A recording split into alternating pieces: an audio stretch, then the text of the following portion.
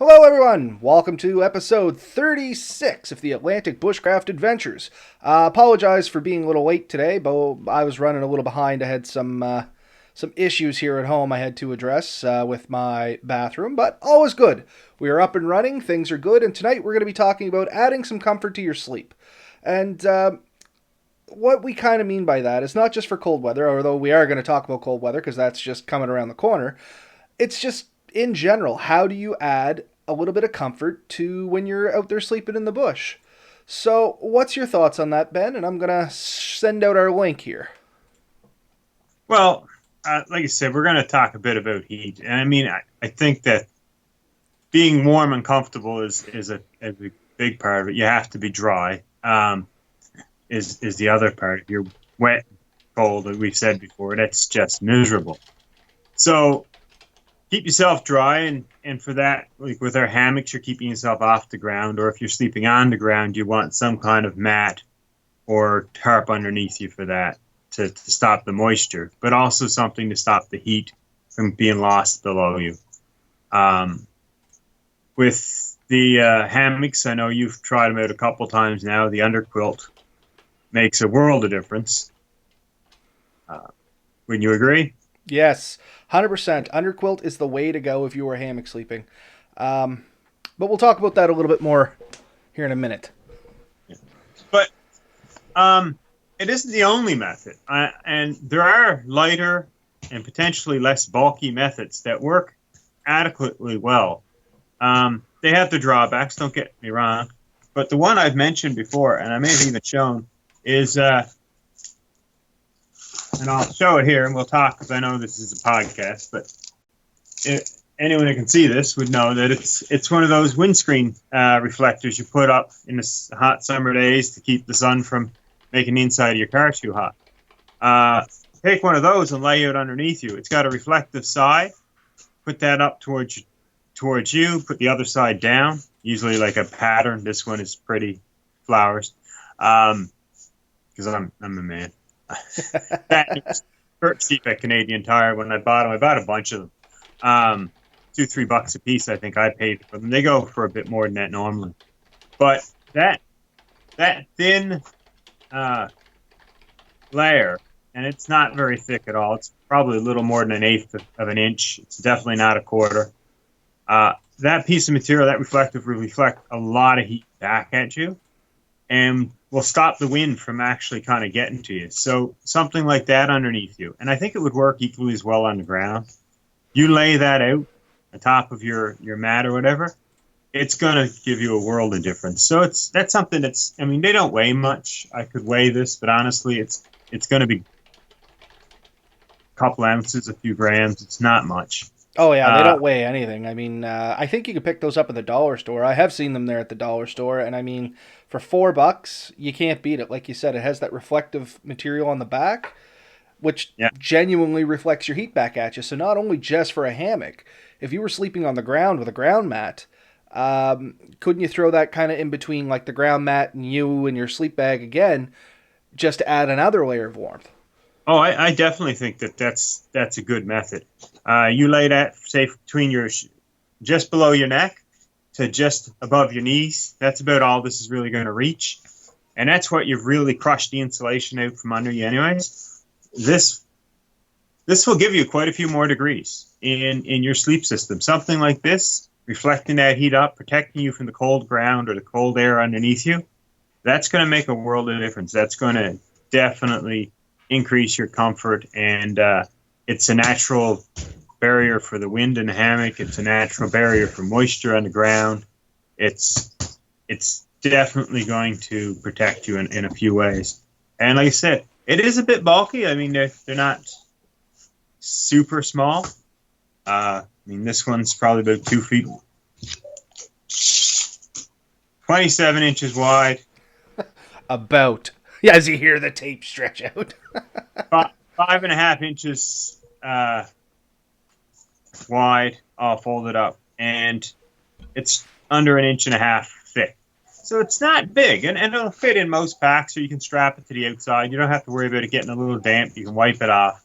So, a handy little piece of kit. It's dirt cheap. easy to get. So if you can't afford or you can't get right away an underquilt like the Snug Pack or the One Tigress or any other numbers of ones out there, like a down one, you can spend $300 and $400 for a decent underquilt, 50, 60 for a pretty good one. But $4, and you're going to be able to camp in almost the same temperatures. I've camped with this in the winter, and it's worked. So it's a solid system, and it works. It worked long before I got my underquilt, and I will continue to have it in my kit pile for many years to come. So it's something that does a trick, right?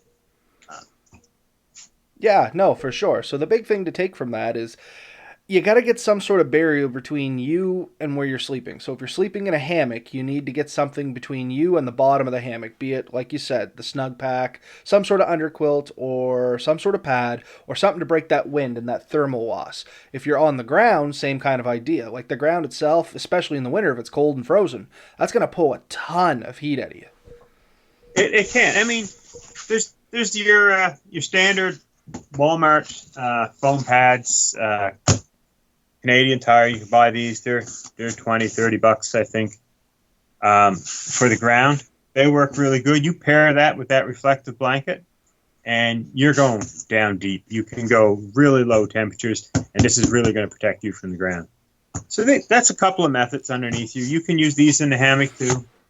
And like I said, you pair something that's an insulating and a reflective, and now you've defeated two ways of losing heat, and you're going to stay much, much warmer. So that kind of covers your underneath. And I mean, I think that's a big thing, is covering, protecting you from what's below you. We all think of the sleeping bags, and I know you want to talk about the loft a little bit, but, your sleeping bag goes over you. That's going to give you insulation from all the air around you and above you. So, and we're more familiar with that. Yeah, that's the thing. Like, I am going to talk about sleeping bags and their ratings and loft and stuff like that. But the big thing that most people got to realize is you can't just grab a sleeping bag and head out into the woods and expect to be comfortable. Are you going to have? Can you sleep for the night? Sure, but you're not going to be comfortable, and that's kind of about all what we're talking about. So the first thing, like Ben mentioned here, is you got to get something between you and any kind of thermal loss, be it the ground or you're under your hammock or something like that. And it's actually more important than the sleeping bag, I would argue, because you can have a great sleeping bag, but if you're sleeping on the ground, you're still going to freeze. Or if you're hanging in a hammock that's wide open with the wind blowing through it, you're still going to freeze. Oh yeah. With the hammock, it's called the cold butt syndrome. Yeah, and I have experienced that, and it doesn't stop you from sleeping, but it makes it so you're always kind of half awake. Is the best way to explain it. Yeah. Oh, if I'm too cold, I don't sleep well. If vice versa, if you're too hot, you don't sleep well. And there's things you can do about that with the sleep system. You can always kick a leg out, undo your zipper. If the temperature hits a certain point, then really hanging in a hammock with no insulation around you is the coolest way you're going to sleep in an overly hot, humid night. And I think we've all been there occasionally. The further up north you go, the less it happens. But on the hottest days of the summer, it's difficult to get a good night's sleep because it's just hot, humid air. Yep. It feels thick and almost suffocating. Yes. Yeah. So, I guess the next thing to talk about, because I am going to talk about sleeping bags last. The next thing would be a base layer to sleep with, especially even in warmer weather. I like a good base layer. Just getting into my skin only. It works, don't get me wrong, nothing wrong with it, but now you have any sweat or stuff like that, like the oils and just the grossness from your body going straight into your sleeping bag, which is kind of... Sleeping bags don't typically wash well. They can be done, don't get me wrong, but they typically don't wash well. So what I found gets me a better night's sleep is wearing some sort of base layer. So in the summer, it's just something thin, in all honesty, like literally just a pair of shorts and an undershirt, just something. In the winter, a good base layer goes a long way. And when we talk about the sleeping bag ratings, those ratings are based on a person sleeping in a thermal base layer. And that's something that a lot of people miss. Is they think when they look at the ratings on their bags and stuff, it's just like, oh, hey, it's good for, minus 18. I can jump in my skivvies and I'm going to be great, which is not true. The base layer is ultimately important, and a good base layer. You can't just jump in your bag in a pair, like in t-shirt and jeans. Granted, it's better than nothing, but it's not really a base layer. It's defeating the purpose. You won't actually get a whole bunch of thermal retention out of that. And not to mention, you're probably going to be gross inside your sleeping bag afterwards. So a good thermal base layer. And there's tons of options there. I'm trying to think, is it Under Armour? Under Armour's the big name that does a whole bunch of base layers, and they make really good Gore-Tex ones that are moisture wicking for warmer weather. And then you can literally go into Mark's Work Warehouse, Walmart, any place like that. Head down to the underwear section, generally for men's. I'm not really sure of women's. But in along where the undershirts are and all that good stuff, you can find literally just thermal underwear. They're not high end, but they are not bad. And even that works as a good base layer, even in like your milder weather, not hot, but mild to cool weathers, and kind of moving into the winter. But once you get to the winter, you really want to get a good high quality thermal base layer. What's your thoughts on that, Ben? Yeah, I've really just kind of gotten into that. So I bought a few. I bought some from Walmart. I got a Hanes version. I picked some up, and you're right. The women's are found in basically the same area. Oftentimes they're next to each other in some stores. So a good layer like that, like you said, protects your sleeping bag. And if you're not comfortable with that, your other option is a liner for your sleeping bag. I have here a little fleece one. I know they've got lighter ones. They're like a silk or maybe a flannel. Yeah, there's flannel, polyester, and cotton are the three big ones I've seen. Yeah, so any of those, the fleece one I have here is relatively big. It's almost the size of a sleeping bag itself. You can get smaller ones, but they serve a very good purpose. They give you that layer. But yes, the more layers you have, I read something a few years back, every piece of insulation you have on you counts. So anywhere you can lose heat, if you're protecting that, and then you add something over the top of that, that just adds to the R value, adds to your insulation capabilities. So more layers gives you the ability to adjust to whatever temperature you're in, because then you can remove layers as you need and add layers. So it could be a base layer, and then you could have something over that, like a second layer.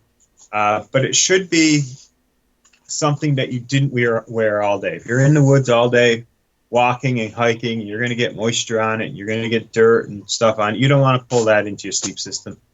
So I've always tried to keep at least 2 outfits when I'm camping. I got one for night when I'm in bed and one for day when I'm moving around. And ideally a third one in case I get one of them too dirty that I can swamp them out, clean it and dry it and stuff. So that's kind of the system you want at minimum. A set for at night and a set for during the day, and you switch out. And it, in the real cold winter, you've experienced this. Switching into your night layer, it sucks. Like there's the cold weather dance. Well, me and my daughter went last January. We went out with Andrew Deatter, Liam Fraser. Anyways, we went with a bunch of guys. It was a great time. But my daughter at that night, we had a tarp set up over her hammock, so it was kind of enclosed. There's no air getting in. She had all the privacy in it, and she had to change in there. And she complained quite a bit because it is bitter. It's bitter to take off all your clothes down to your underwear, whatever, and then put a new fresh layer on. That's relatively cold. Like it's been sitting in a pack outside, cold. Not much you can do about it.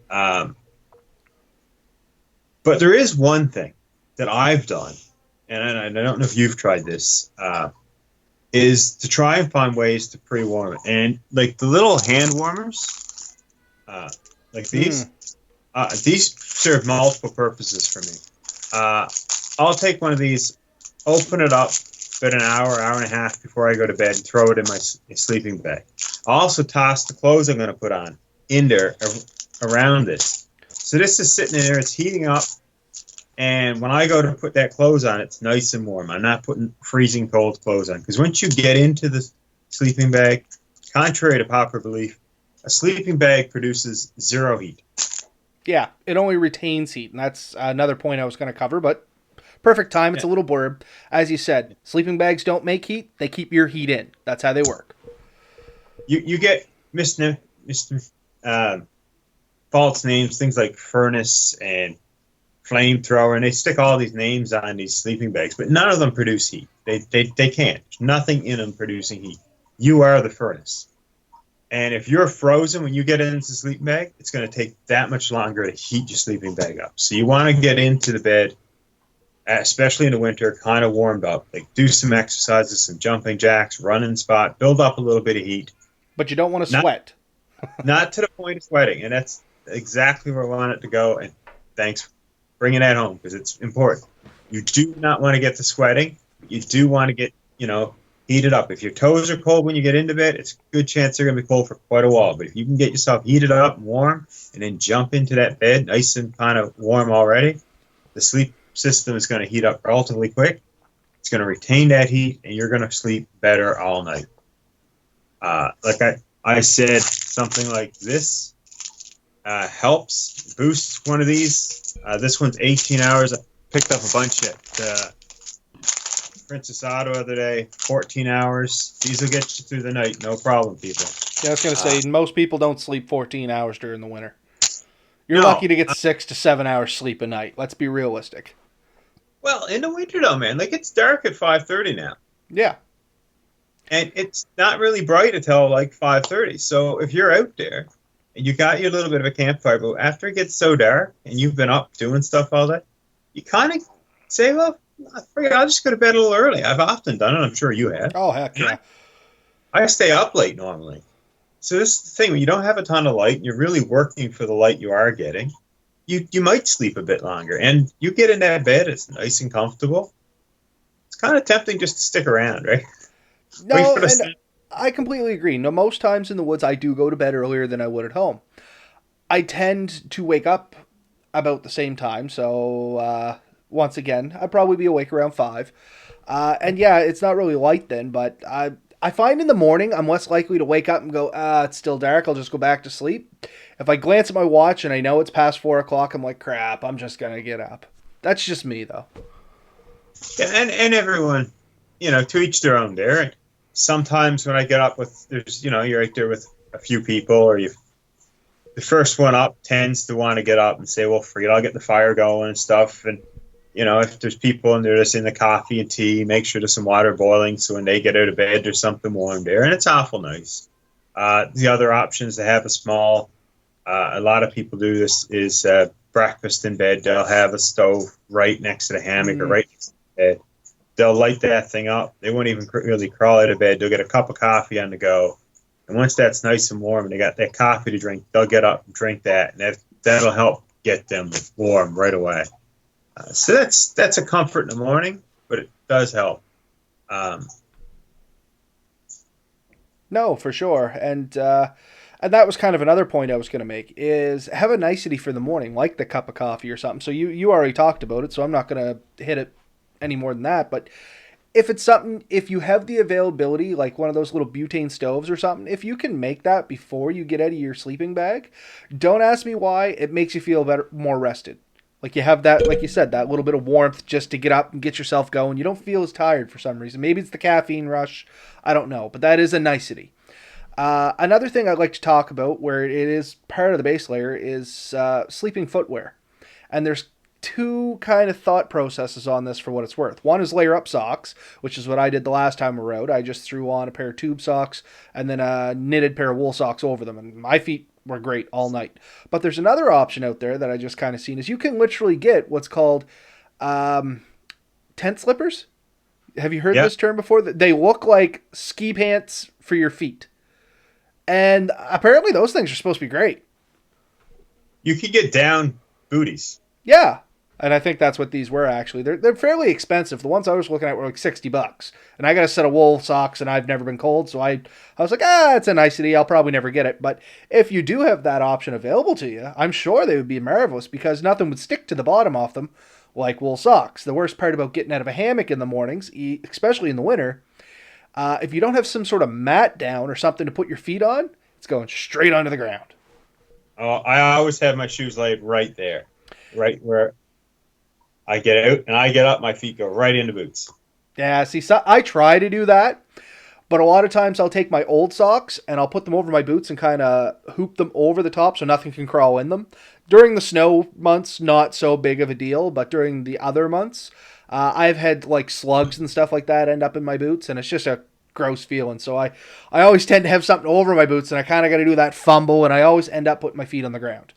So, but yeah, just another thing to keep in your mind is there are things called what are they, camping slippers or tent slippers or hammock slippers?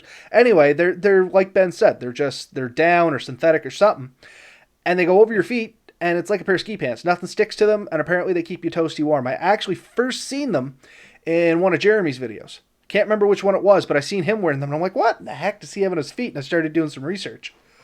So. Oh, yeah? Yeah, no, I've been looking at the down booties for quite a while. You can get them, I think, on Amazon. There's a couple about $36 a pair. Speak of the devil when he shows up. Jeremy just joined us. What's up, Jeremy? We were just talking about you. Nothing good, buddy. I'm sorry. Yeah, I'm looking forward to camping with him again soon. I'm sure he'll speak up on that. So yeah, down booties, like I said, I've seen them in around the $36 range on Amazon. They go up to, like you said, $60, $70. But I haven't tried them, but I'm very interested in trying them. I would try them. Yes, down booties the best. Yeah, actually, Jeremy, what you missed was I said I learned about these from one of your videos. I seen you in your hammock, and your feet just kind of appeared for a second. I'm like, what in the heck does this guy got on his feet? And I started doing research. Anyway, that's the topic we were talking about, was the down booties. So yeah, you can all thank Jeremy for that. That's where I found that information. But yeah, anyway, something on your feet just to keep that warmth in, because your feet are a part of you that's going to get coldest the easiest while you're sleeping, regardless if you're in a hammock, if you're on the ground, some sort of suspended bed system, doesn't matter. Feet are going to get cold quicker because there's less blood flow to your feet. So anywhere where there's limited blood flow is going to be a cold spot while you're sleeping. So that's going to be your hands, your feet. Anywhere where there's high blood flow, typically you're not going to get that problem. But a good thing, like Ben had there with his little heaters, is you can use those high blood flow areas to keep the rest of your body warm. So the insides of your arms, the insides of your legs, those have a lot of capillaries and arteries and veins. Those packs tend to get very warm, but if you get one that's not at its maximum heat, because they actually can get uncomfortably warm if they're right on your skin. But if you got one that's toned down a little bit and you throw it in between your legs, that's actually going to generate a lot of heat straight into your body, because as the blood moves through it, it's going to soak up that warmth and spread it out to you. Yeah, and it makes a huge difference. Like the last time I was out, it was kind of cool, and I didn't have as low a system as you did at that trip. And I took one of these, I cracked it open, I threw it in there, and my feet got a little cold. I just tossed them down by my feet, and I couldn't keep it down there all that long. My feet were warm. So it's a great little method. It works really well. And they really do last a long time, because you threw it at me in the morning, and you're like, this thing's still hot, and I grabbed it, and I'm like, holy, like it actually surprised me how warm it still was. So it's, I mean, they cost $2-3 a piece. I think $1.50 maybe sometimes when you find them.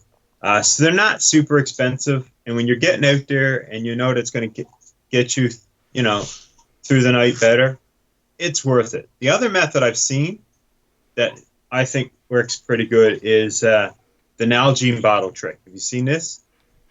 No. Maybe. Take an Nalgene bottle or a water bottle and you boil water, you pour in it, screw it on, put a couple of wool socks over it to slow the heat loss out of it, toss that in your bed. Same concept. And like they say, like you put it under your armpit or in on the inside of your leg near your groin area, and that's where you can really absorb heat into your body, and that will heat you up immensely. And like you said, once you're in a sleeping system and you got your decent loft and you got everything covered off on that, once you get warm inside, you're going to tend to stay warm until you come out of it, and then it's a new game again. But it'll retain heat for quite a while. If you had to get out to pee and come back, you're still crawling into a relatively warm system that you aren't going to have to work that hard to get back up to the temperature it was. When you get out, do close it up. You don't necessarily have to fully zip it, but don't leave it wide open because then any heat that's trapped in there is just blowing out. But yeah, those things all make a huge difference, and they're relatively easy and simple things. So let's recap a little bit and see what we may have missed. Sure. So we talked about thermal barriers between you and whatever you happen to be sleeping on. Yeah.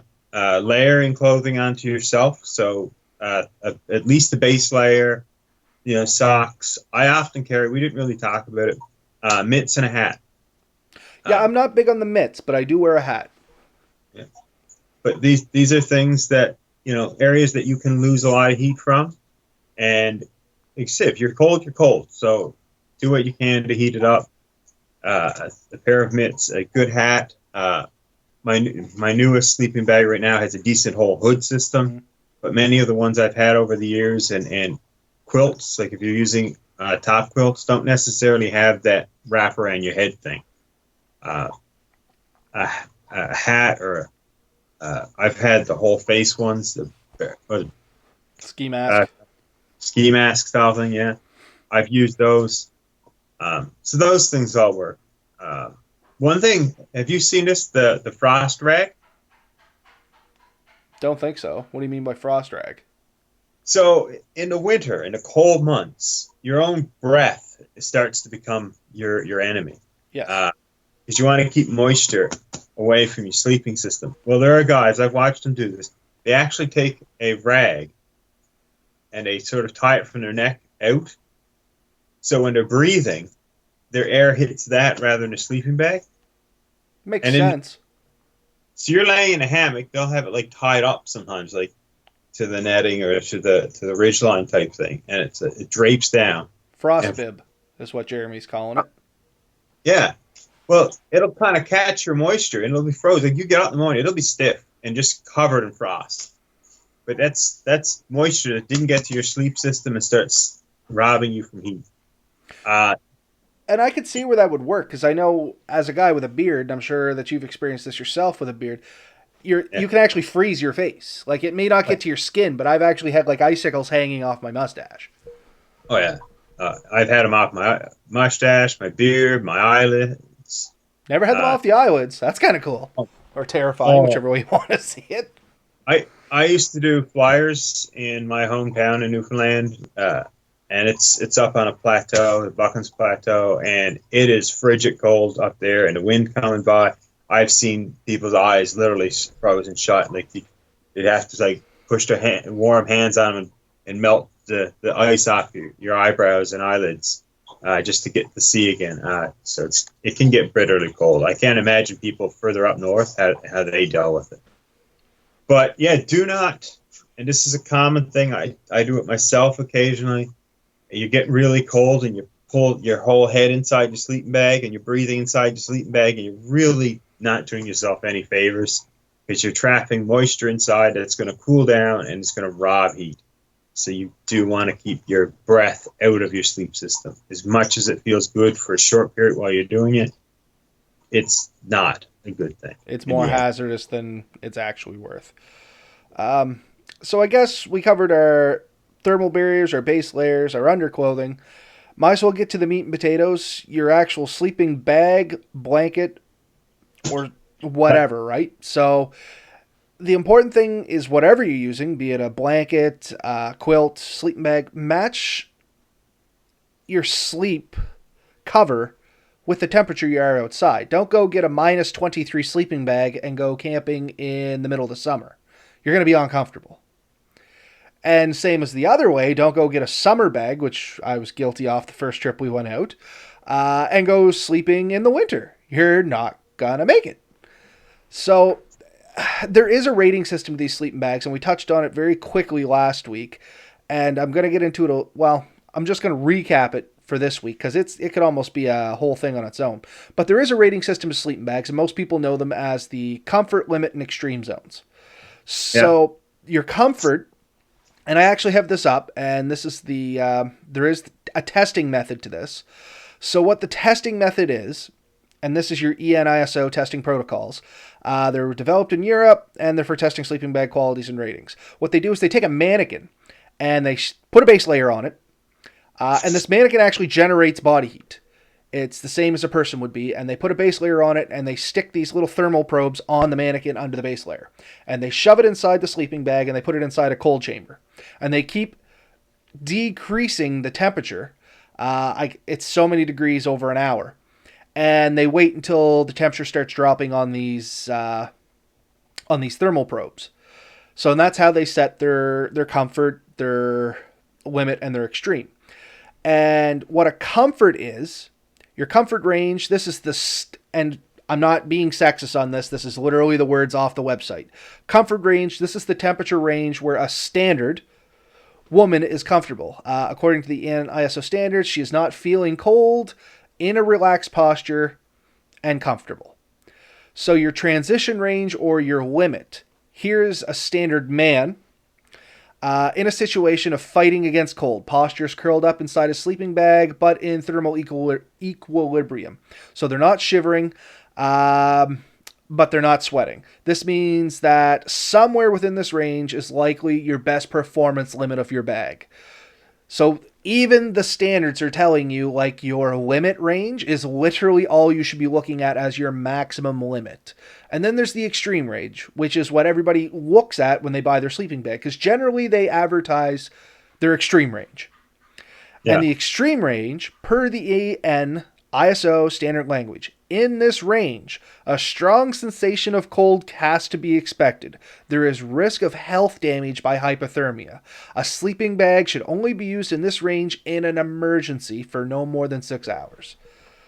So that means after 6 hours, you are basically hypothermic. It's the extreme range is to keep you out of hypothermia for up to 6 hours.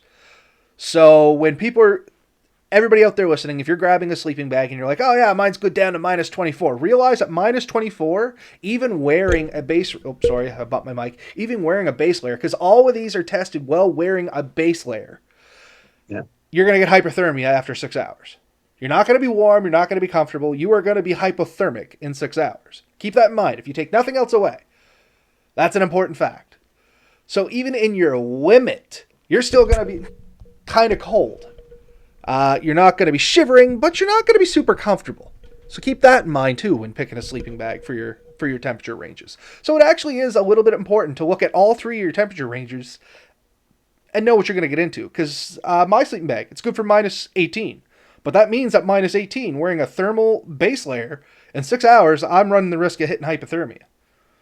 The other thing I should include on this is all sleeping bags are tested while laying on a thermal rated ground mat. They're not tested in a hammock, which is going to add additional heat loss to you because you'll have that wind tunnel effect, especially if you're not using like a tarp or something like that, which we'll talk about in a second.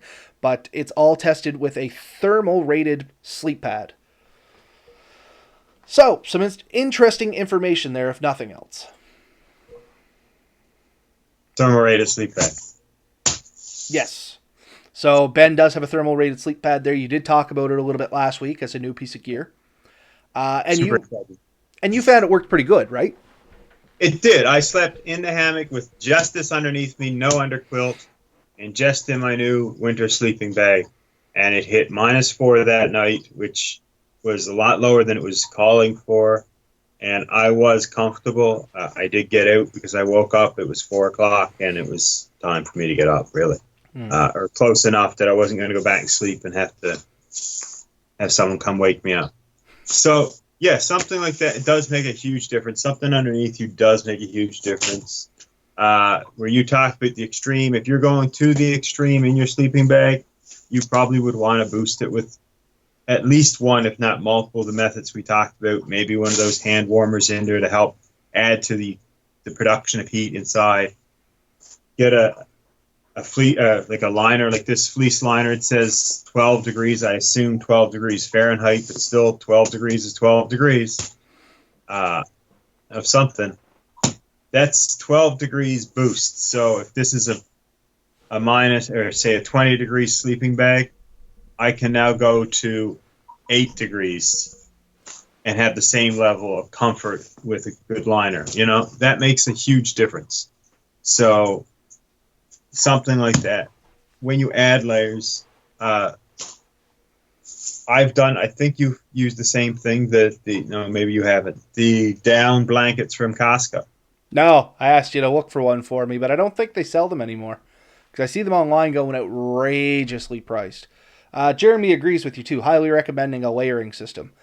So, Yeah. It's really, we use the same method when you're just out for a hike. Like if you're out for the day, a layering system in your clothes, your base layer, your main layer, and then like a shell layer, especially in the wind and the rain, something to keep that off of you. So 3 layers for that. If you're out hiking, if you're doing colder weather, you may even have a 4th layer. So you may have a couple layers, and then you can take it on and off as you need to. As you're working in the woods, you may decide you don't need that extra jacket. You may take the extra overpants off or whatever, and you regulate your temperature. You do not want to get yourself to the point where you're sweating and your clothes are wet, because then when you do slow down or it does get colder, it's so much harder to recover in wet clothes. If there is a point where you don't recover, and we don't want to reach that point. So you try to keep yourself a reasonable temperature, never too hot, never too cold. Spend your time at figuring that out. If you feel hot, take off some layers, unzip a bit of your sleeping bag, stick your leg out, whatever it takes, get yourself down to a point where you're comfortable. Then when you get too cold, undo that method and just try to balance. And you'll be a lot better. If you have those heaters in there and it gets too hot, you can take it out. You can just lay it next to you. I wouldn't throw it far away, because if you get cold, you can pull it back in. exactly. But And the big thing about the layering system, and I'm going to pick on Jeremy a little bit here because I know he's here and he can defend himself if I just divulge too many of his secrets. But I think, Jeremy, you actually have doubled up on under quilts and top quilts and stuff like that. Some of your videos I think I was watching, and that's just another method of layering. So the 2 under quilts, once again, if you get too warm, you can always shed one down a little bit. It's easier to take stuff away from being too warm than it is to try and add stuff on from being too cold, especially if you don't have it with you, which is the big thing. You know what I mean? It's better to have it and not need it than need it and not have it, especially when it comes to sleep. Another thing I want to say about sleeping bags is if you are going to go into the woods and this is your thing and you want to get into the bushcrafting, stuff like that, the 3 big things you should invest some decent money into is a good sleeping bag, a good sleeping suspension system, and I'm going to mean either a ground mat or hammock, and a good sleeping system cover, be it a tent or a tarp. Because that's going to make not only your sleep better, it's going to make your whole experience better. If you go out with like a Canadian Tire tarp, it's going to run the risk of ripping, and it's not going to shed water the way you want. It's going to make a lot of noise while you're trying to sleep if the wind picks up. If you go out with a $10 tent that you bought, it might rip while you're setting it up. Like the quality may not be there. Those are going to, in my opinion, and I mean strictly my opinion, those are the 3 spots to spend the big money, quote unquote. Don't cut corners. And the number one thing that I'm learning is my sleeping bag. My new sleeping bag, it's great. It's got a nice low rating. The material just feels amazing compared to some of my old sleeping bags. It's a whole other experience. The draft tubes. I've never had a sleeping bag with good draft tubes, and I've had them where they said they've had draft tubes, but they have not had good draft tubes. And I didn't realize how much that makes a difference. oh yeah, this one I got next to me, this one Tigris that I really am liking. It's got a whole draft collar that goes all the way around my neck that I Yeah, can close. It's got tubes that run the whole length of the zipper, and it's a big fluffy thing that flaps over the top of it, and it adds the insulation. I mean, overall, makes a huge difference. It has the drawstring, so I can tie things down in multiple ways around my face and around my neck area, and creates those like locks for yeah. heat. And that's the whole thing is you got to trap the air. It's not really the sleeping bag per se that's keeping you warm. It's that layer of air trap between you and the sleeping bag. The sleeping bag's allowing that air to stay trapped. Yeah. is a good way of thinking about it. Yeah, so Red Bear Tactical just said a bad sleep can wreck a whole trip, and that's 100% correct, especially if you're going to be out there for multiple days. And especially if you're going out and you have a reason to stay out for a couple days. It's one thing to just go out and you're trying to have some fun. You don't have a good night's sleep, you pack up, you come home. It's totally different in some of the things I've done in past jobs, like if I had to go out and fight a fire somewhere else. I don't have the option of just being like, oh, that sucked, I'm going to come back home. Like, no, it's you're stuck. You're kind of like you got to tough it through. Or if in some of the logging camps I was in when I was younger, bad night's sleep, that's on you. You didn't bring the stuff that was required to have a good night's sleep.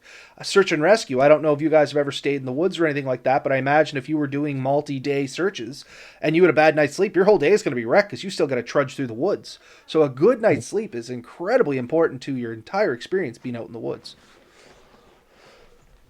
Yeah, generally with search and rescue, they try to get us out every night, and if we're away from home, they offer hotel rooms and stuff. So that's nice. But there have been instances, I haven't had it happen to me, where they can't get you out for the night. They've had people have to stay overnight, and we are told to be prepared for that. And it's oftentimes more than minimum gear. We would have a tarp, we'd have fire, and we'd make it through the night if we could. We wouldn't necessarily have full sleeping bags and hammocks and underquilts. It's not overly reasonable to carry that much gear every time, but we do have a basic kit that we try to carry, and it includes things like, sleeping bags, emergency blankets, things like that. And the emergency blanket works a lot like the reflective. It reflects heat back on you, and it keeps the wind off of you. So that makes a big difference. There are other methods that we could go into this for days, really, but there are other methods, and they're very evolved. That can do a lot of good. That used incorrectly can create a lot of damage. No, 100% correct. That's the other thing that we always preach. Test your gear. Don't buy it and jump into the woods and expect, oh, this is going to be perfect. Like, even before I went out with you last time, my bag came in the day I was leaving to go meet you. I snuck home at lunch, pulled the bag out, slipped inside it, and jumped on the floor for 5-10 minutes there. There's pictures of it on our Facebook page of my daughter beside me, just to see how I felt in the bag and to see if I was going to be okay in it and how it zipped up. I didn't want to learn all that stuff in the woods where I had no choice. No. Yeah, exactly. Sort of the cautionary tale I'd like to tell. Many years ago, a buddy of mine asked me to take his stepson out camping for the night. I think it was that or a nephew. It was a young fellow anyway. So take him out for the night. You're same age. Let's set up a little lean-to, give him a chance to see what it's like. So I went out and we set up a little lean-to. Me and my buddy had set it up for him. And we got out there for the night. We had our sleeping bags. We had everything lined up. It was awesome. And all of a sudden, my buddy shows up because he couldn't stand to not be part of it. So he decided he had to come. So he showed up in the middle of the night with a sleeping bag that was probably rated for, more or less summer temperatures, and a giant plastic bag.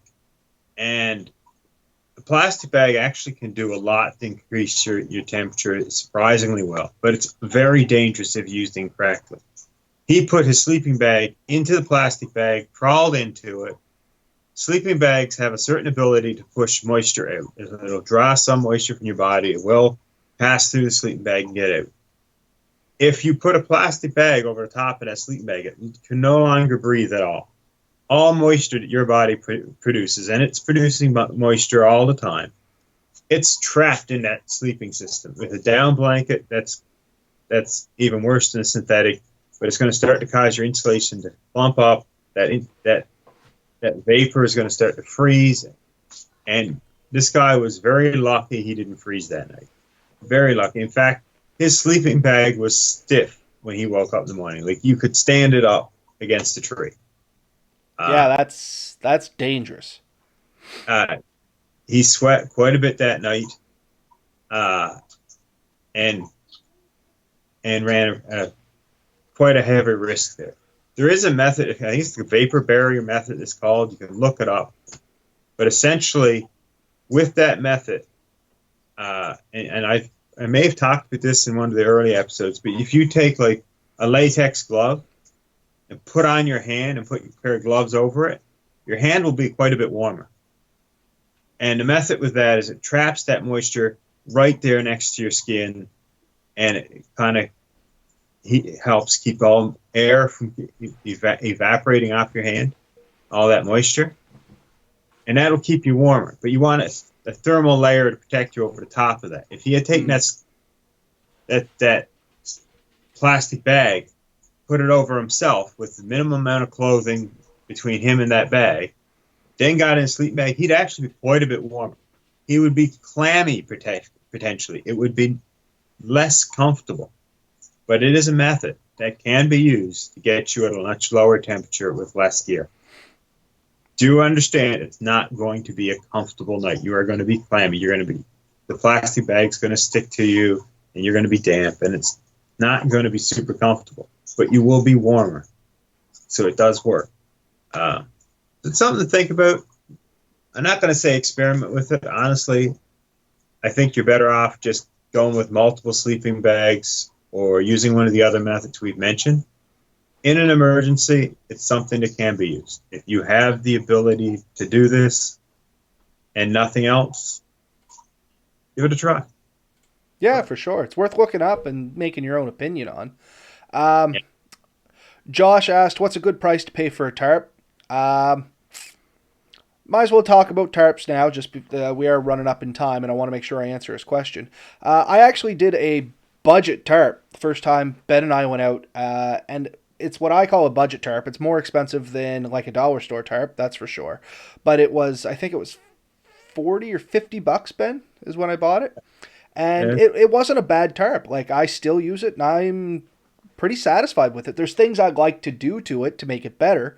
But, I mean, you're going to pay as much as it's worth to you, if that makes any kind of sense. Like, pick a tarp based on the features it has and what it's going to do for you more than the price point. Once you figure out what you want, then you can start shopping around for the price point to get what you want. Mine was a hexagonal shaped tarp, and the one thing I wish it had was more tie-outs so I could make doors and stuff like that. Mine is a pretty linear tarp. It's just going to have a ridge line, it's going to tie down, and that's basically the only way that can be used without me modifying it in some way. Now, Ben, on the other hand, has a One Tigris, which is an asymmetrical tarp, and it has tons of tie-outs. And that thing can be set up in tons of different designs. And what did you pay for that, Ben? About the same. I caught it on sale. I think I was literally on the ferry coming back from Newfoundland for Christmas last year, and I go on Amazon all the time. I click on deals, and then I go down to sports and outdoors. And I click on that to filter out what's deals, and One Tigris tarp was on there on sale, 50% off or 40% off, something ridiculous. It's close to $100 tarp that I bought for like 50 bucks. And it's an awesome tarp. It's very comparable to other tarps I have that I spent quite a bit of money on. I spent quite a bit of money on my mech tarp. I think it was 130 bucks for that tarp. Mech Sil Nylon Guide tarp. Really light, very strong, lots of tie-outs. Weird layout of them. This one, it's very even. They're all catnated, so there's a little bit of a curve to each one of them. And you've seen me, I put doors on it. Mm-hmm. It's quite a neat method. Both of us have recently picked up another One Tigris tarp in name anyways. Was on a huge sale. I think around 30 bucks. Yeah, it was $29. It was regular $100 tarp. Yeah. Tarp / tent, whatever you want to call it. It's quite an interesting rig. So you can get a good tarp for not a ton of money. The bigger tarp you get, the more options you're really going to have. The more tie-out points you have, the more options you're going to have. Exactly.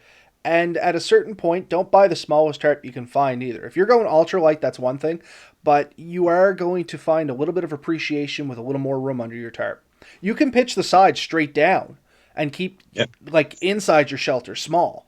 But if it's a nice day out, you want to go into porch mode, or you just want to have more room underneath and spread it out, it's nice to have a little extra room. Don't cut yourself short. No, and you don't have to use the whole thing. Like, I've seen shelters where you fold some of the tarp inside. Yes, and I've seen that as well. I've seen like the I call it the 4-point layout, where it's kind of just got like a little ridge and then a straight wall down, and then they put some of the tarp right underneath the hammock, and they basically have a mat they can walk on. Yeah. So I personally don't like walking on my tarps. nor do I. I would probably take a dollar store tarp to do that. In fact, I have. It's in my pack right now. I went down to the dollar store and I bought it. It's $4. It's a drop sheet. It's blue. It's the same materials on my wall here. In fact, this is one of those tarps. It's got a waterproof layer on the back, and it's just like a cloth. I buy those, and that's what I'm going to use as a ground sheet. $4, and if I damage it, I really don't care. You're if out $4. I'm out $4. I originally bought them to line my daughter's beds because if they have an accident at night, just protect the mattress. That's why I bought it, and it was cheap. But when you touch it, and that's what I wanted, a lot of times when you get like just a sheet or a piece of plastic, it's got that clammy, like, yeah. That doesn't have that. When you sweat or whatever, it's not going to just stick to you. So that's what I was looking for that with the girls, but it's transferred over to camping really well. I picked up a couple more. I've thrown one in the pack. I'm going to throw one in my daughter's pack when we go this weekend, and it's going to be our ground sheets. Something like that. Everything you get doesn't need to be the most expensive. We've often preached that, but yeah, get yourself a decent tarp, get yourself a decent sleeping bag, and get yourself some kind of thermal separation. So in a hammock, it could be your underquilt or one of these reflective windscreen protectors that I talked about. You don't have to spend a fortune on it, but you do need something there. But yeah, those are areas to spend money for sure. I agree. And you don't necessarily need a tarp. I don't know if Jeremy's still with us or not. I know a couple people dropped off, but he does some tent camping, and One Tigress makes a smoky hut and stuff like that. That's a wonderful tent. Yes. And that could be considered your tarp. It's just some sort of weather barrier, but make sure it's a half decent one. It's not going to blow away with the first gust of wind, and if a leaf hits it, it's not going to tear. And the One Tigress smoky hut, in a lot of ways, to me, reminds me of a tarp in the fact that it has no floor. No. There's a single pole, but like my mech tarp has a tie-out point in the center. You can use a paddle or whatever. The bag goes over it. You put a paddle for a center. I can get a very similar shelter out of that. In fact, me and Jeremy set one up. There's pictures on the Facebook page. Yeah. That's your green one, your mech tarp, right? Yeah, it's quite interesting and quite roomy. You could easily get a couple of guys in there.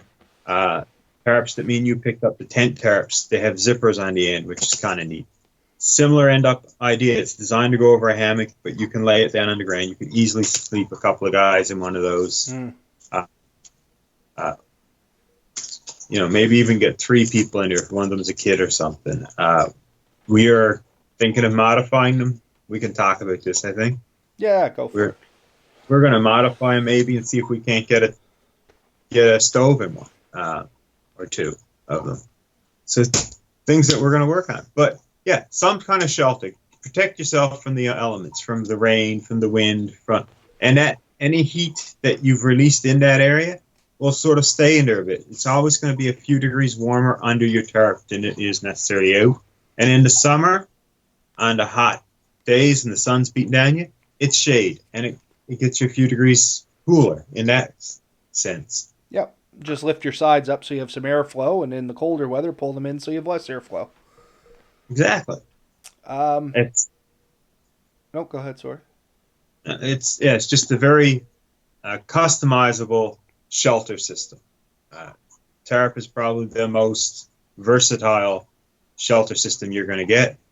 And then when you get into tents, they're more specific, and they're designed to protect you from more than just the weather, like insects, and usually get a bottom in a tent. So it's got that under protection there to a degree. So And we did touch on it a little bit, but the last thing I kind of want to end off here, we glazed over it a little bit, but even with your sleeping bag, blanket, or whatever else, wafting is an important part of that. And that means basically just don't pull your sleeping bag out of its stuff sack or from being rolled up or whatever and hop right into it.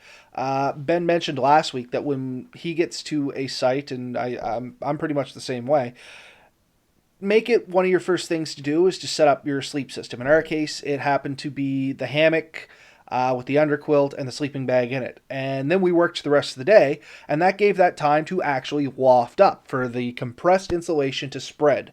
Because it needs to spread to be able to actually give you that thermal protection. If you have it crushed down, and this is kind of the, I'm going to say crappy part, but one of the drawbacks of hammock camping is underneath you, if you don't have an underquilt or some sort of pad, you're crushing all that thermal protection right up against the hammock, and that's how you get the cold butt syndrome.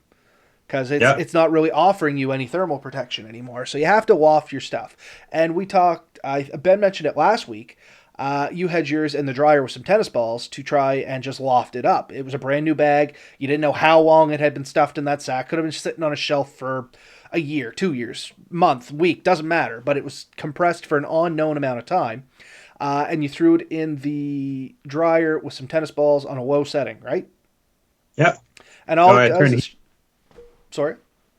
I could turn mine. I can turn the heat right off, so no heat. Okay. And I ran for 15 or 20 minutes, and then I think I did turn the heat to very low for the last couple of minutes. And I actually thought one of the channels had virtually no insulation in it. Now they all look even, so I'm pretty pleased with that.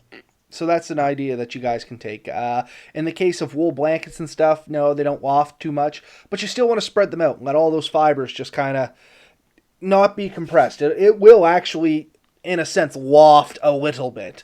You're not going to see it grow from like, an eighth of an inch to, an inch, but those fibers are going to open up. And it's going to offer you a little bit more not protection, but a little bit more warmth. So it's always good to spread your system out in a protected way. So we put ours in our hammocks with our tarps over it. Leaves, twigs, debris, needles, things like that aren't going to get into it. That's the big thing, is keep it clean. There's nothing worse than climbing into bed and realizing you have a handful of fir needles in there with you. That's a bad thing too. I don't know, a bunch of insects that you didn't invite are kind of. Well, yeah, that's another thing that's bad, but I swear that's what happened to me when my uvula swelled up. I think something got in my mouth and bit me. Could have. It's the only thing I can think of that makes sense. The only other thing we haven't really talked about, but it is a real thing, and I joked with you the other day.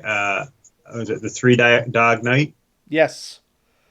I've heard this before. I don't know if it's true, but I've used it and it works.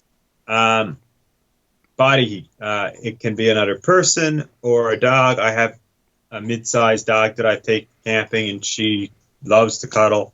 And honestly, on a cold night, she is a little furnace, and she will crawl in bed with me, and she will sit there, and she'll pant, and she'll look at you, but she will create a lot of heat. And another warm body under the same sleep system will increase that, the heat. You just share your heat.